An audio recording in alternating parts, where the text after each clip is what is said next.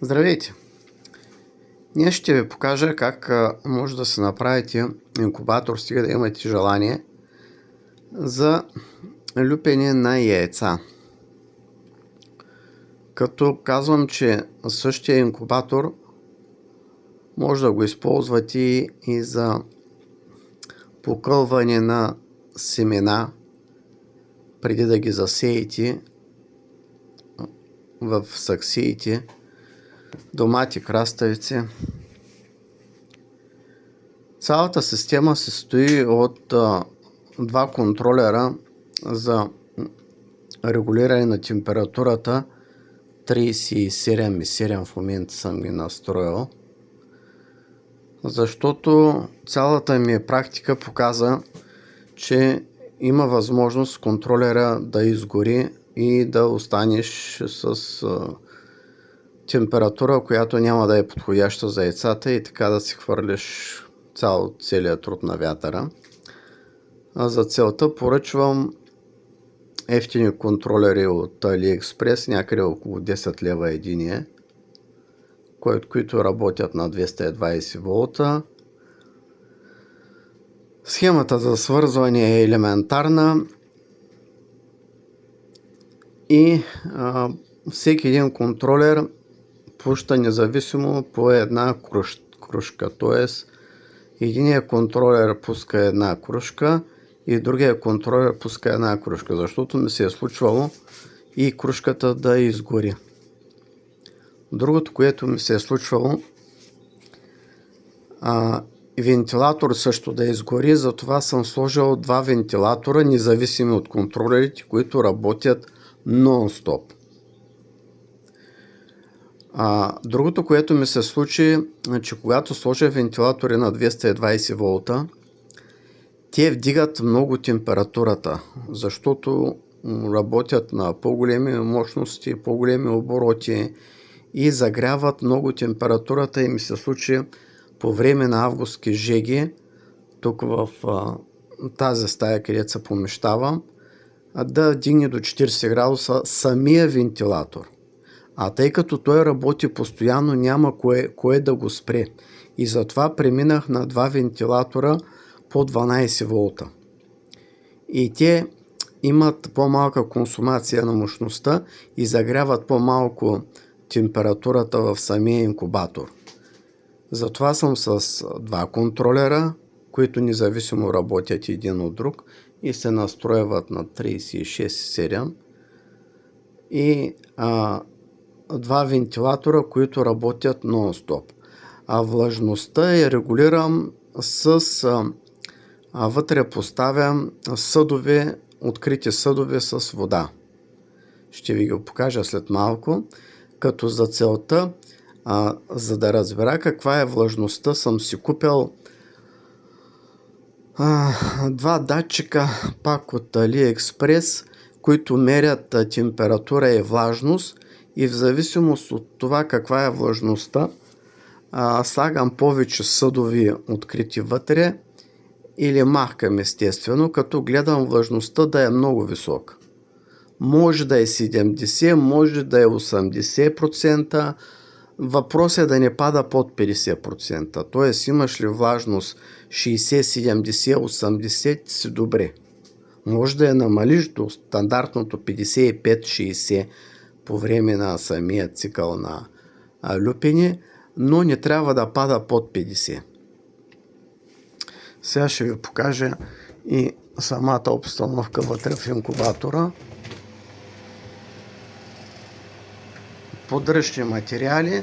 Това са датчици, които ви показах, които мерят влажността. В момента е 56, 37,7 градуса. Така проверявам дали ми работи системата. С два броя такива измервателни уреди съм. Това е другия. 53% влажност, 37 едно падна малко, защото отворях вратата на инкубатора.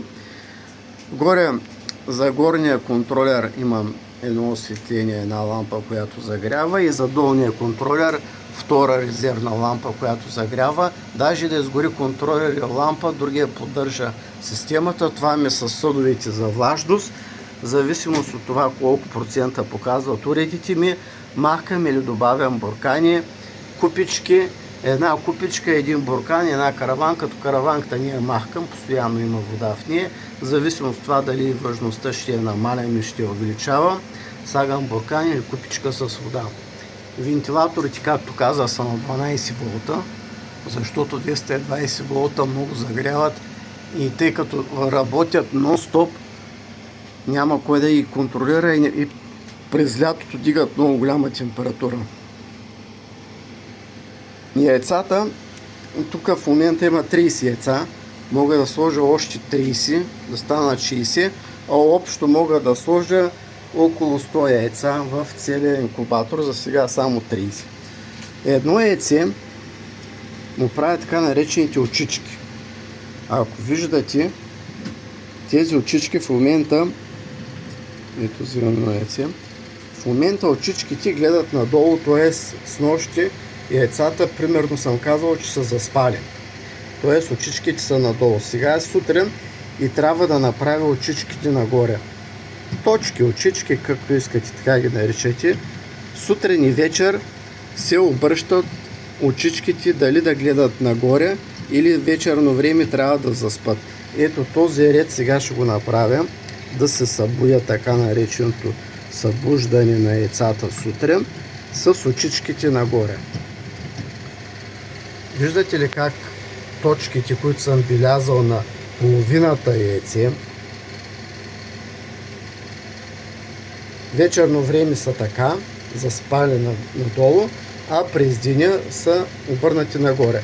Тоест яйцата сутрин ги събуждам с очичките нагоре, вечер преди да си легна ги обръщам с очичките надолу.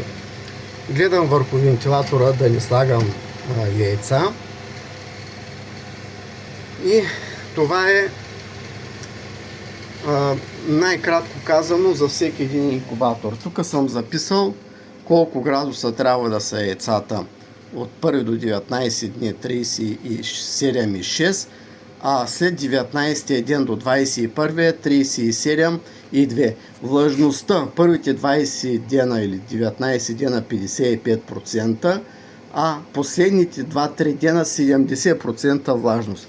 Като съм стигал до това, че например мога да пръскам последния ден върху яйцата с пулверизатор.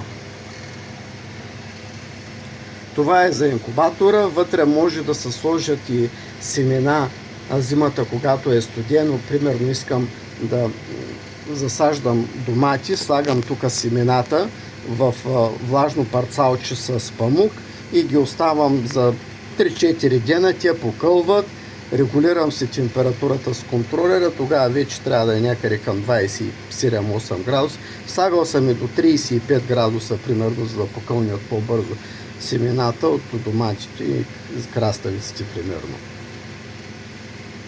Това е хладилник, неработещ хладилник за 100 броя яйца. Няма значение дали са за патки, за кокоши или пъдъци съм мътел тук и патишки съм мътел. Въпросът е да направите така, както виждате и тук, когато се измътят самите пиленца, да не падат от мястото, където са сложени яйцата. Затова и това е високо. Тук също съм направил високо, ето виждате, за да не падат, защото като падат отдолу има вода и не е приятно. Имал съм и жертви. Тук също неработещо отделение. И така с един неработещ хладилник, два контролера по 10 лева, вентилаторите са малко по-скъпи, с захранване 12 волта трябва да си намерите. И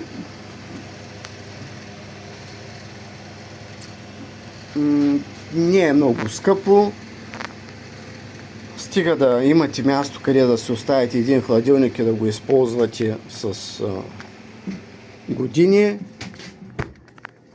Ето така може да гледам каква е температурата и влажността. Тук съм си направил прозорче от перцеглас прозрачен и виждам каква е температурата и влажността. И ако всичко е нормално, влажността е над 50-60%, не отварям изобщо и гледам каква е настройката елементарна за контролерите. В средата, когато долното почва да мига, може да коригираш на 38 градуса, което е много.